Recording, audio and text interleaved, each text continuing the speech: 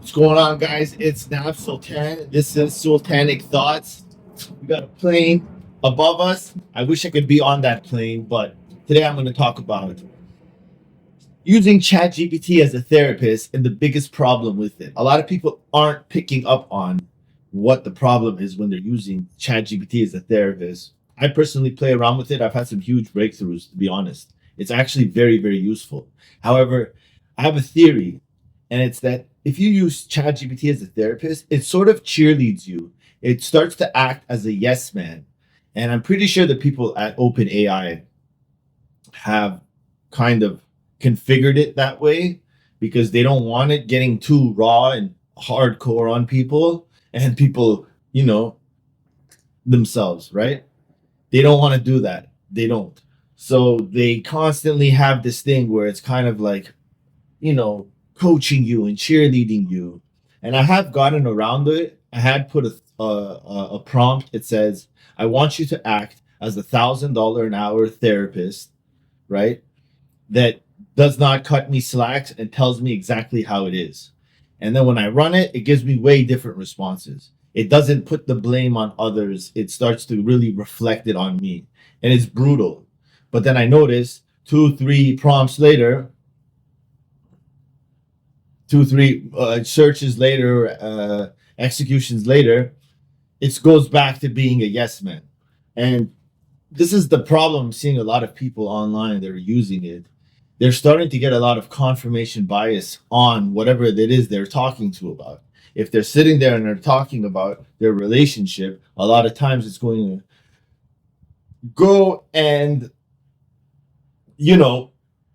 structure everything where the other person is, gaslighting them all the time. The other person is being a narcissist all the time, but that's not really effective. You want to use it so that it's only going after your own BS only, you know?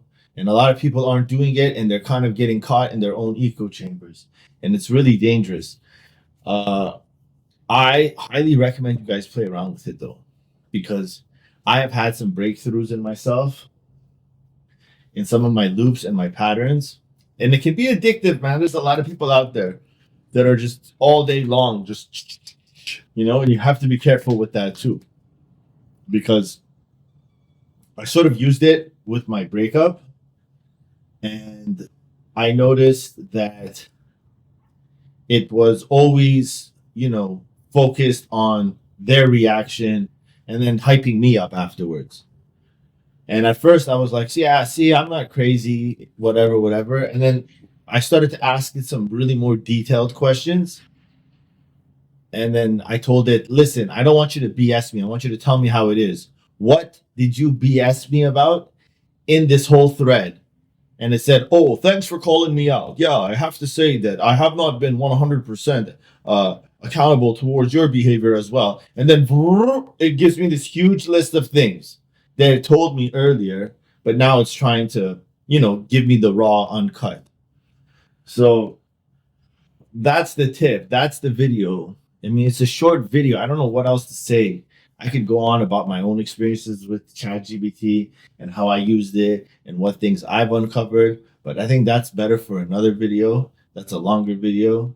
This is just more of like, if you are using it in this regard, make sure that, you tell it to hold you accountable, right? That's the whole point of therapy.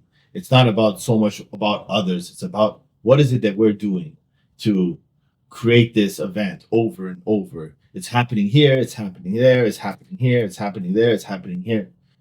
You want to see what is it that you're doing, because once you solve that, all these things start dealing with themselves on its own.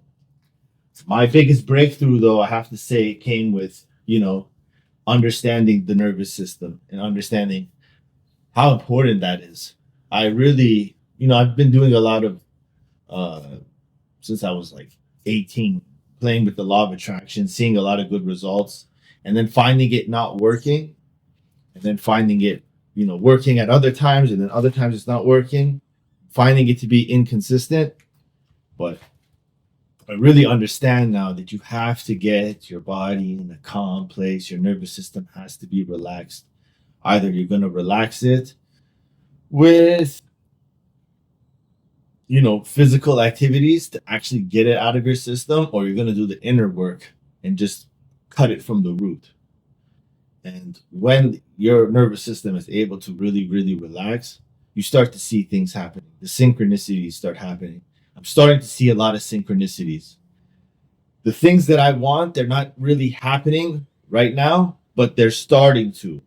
I'm starting to find myself drawing boundaries with myself. I was drawing them with others, but now I'm starting to draw them with myself. I'm saying enough is enough about this. Enough is enough about that. Enough is enough about that and this and whatnot.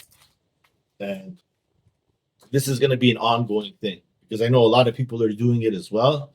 And I will, update my own progress with it. Not every week, unless, this thing blows up and people just want to know about it.